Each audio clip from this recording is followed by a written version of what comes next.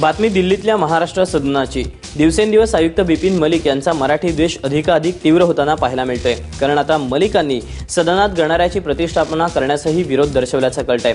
तसा फतवाच मलिकांनी काढल्याची माझाच्या सूत्रांची माहिती आहे।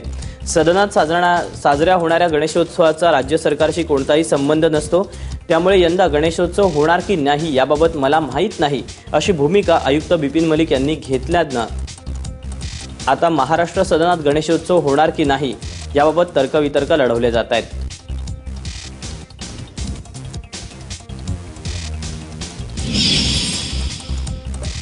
महाराष्ट्र सदनात गणरायांच्या प्रतिष्ठापनेला विरोध होत असल्याच्या बातमीचं मुख्यमंत्री पृथ्वीराज चव्हाण यांनी खंडन केलं।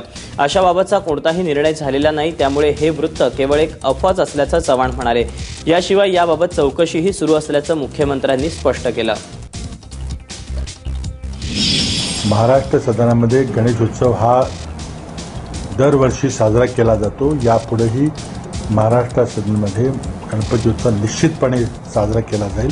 त्याला राज्य शासनाकडूनही अधिकृतपणे मदत देखील दिली जाते। अशा प्रकारच्या खोट्या अफवा किंवा बातम्या पसरवणे चुकीचं आहे। उद्याच जी चौकशी मी करायला सांगितले त्याची पुढचा टप्पा, पुढची पायरी उद्या आमचे वरिष्ठ अधिकारी दिल्लीला जाऊन तिथं झालं प्रकरण त्याची चौकशी करणार आहे।